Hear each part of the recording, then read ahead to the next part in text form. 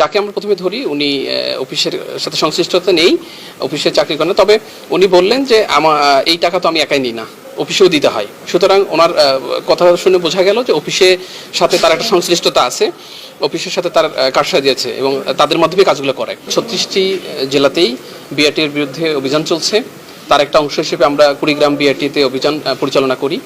আমরা প্রথমে ছদ্মবেশে থাকি, সেখানে আমরা চেষ্টা করি দালাল ধরার জন্য। আমরা একজনের টার্গেট ছিল ধরার জন্য। আমরা যখন ওখানে ধরলাম, অন্যজন ছুটে এসে তাকে ছোটানোর চেষ্টা করে অনেকটা, বা আমাদের সাথে বাধা দেয় এরকম। তো যাকে আমরা প্রথমে ধরি উনি অফিসের সাথে সংশ্লিষ্টতা নেই, অফিসে চাকরি করেন, তবে উনি বললেন যে এই টাকা তো আমি একাই নিই না, অফিসেও দিতে হয়। সুতরাং ওনার কথা শুনে বোঝা গেল যে অফিসের সাথে তার একটা সংশ্লিষ্টতা আছে, অফিসের সাথে তার কারসাজি আছে এবং তাদের মাধ্যমে কাজগুলো করে। আর আরেকজন উনি ডিসি অফিসের কর্মচারী, ওনাকে সরাসরি সম্পৃক্ততা না পেলেও আমাদের কাজে বাধা দেন উনি, প্লাস আমাদের সাথে বাকবিতণ্ডা কিছুটা করেন।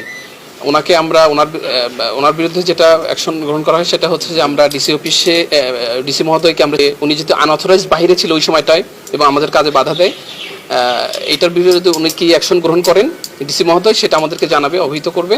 পাশাপাশি যাকে ধরা হয় দালাল, তাকে এনডিসি মহোদয় উনি 3 দিনের জেল দেন আইন অনুযায়ী। আর অফিসে ওইভাবে সরাসরি সম্পৃক্ত আজকে পাইনি। আমরা কিছু রেকর্ডপত্র এখানে গ্রহণ করেছি। বিগত দিনে যে পরীক্ষা হয়েছে সেই লিখিত পরীক্ষার সাথে প্র্যাকটিক্যাল পরীক্ষার যে যারা অংশগ্রহণ করেছে তাদের সাথে আমরা মিল খুঁজবো। সেখানে যদি কোনো সংশ্লিষ্টতা পাওয়া যায় সেটা অবশ্যই আমরা আমলে নিব। আমাদের বিআরটিএ অফিসে একটা অভিযান ছিল, তো সেখানে একজনকে আটক করা হয়েছে যিনি সরাসরি সম্পৃক্ত ছিলেন বিআরটি বিভিন্ন অফিসে দালালি ক্ষেত্রে।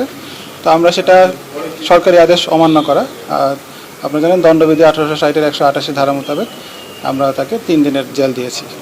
এটা আরেকজন যাকে উনি আসলে সরাসরি সম্পৃক্ত ছিলেন না, উনি পাশে দাঁড়িয়েছিলেন, জিজ্ঞাসাবাদ করছিলেন ওনাদেরকে, এই জন্য ওনারা আসলে ওনাকে জিজ্ঞাসাবাদের জন্য রাখা হয়েছিল। তো উনি যেহেতু আমাদের অফিসের স্টাফ, পরবর্তীতে জানতে পারি, তো সেক্ষেত্রে ওনার বিরুদ্ধে আমরা অ্যাকশান নিব। ওনারা আমাদেরকে অভিযোগটা জানালে আমরা তদন্ত করে ওনার বিরুদ্ধে অবশ্যই অ্যাকশান নেওয়া হবে।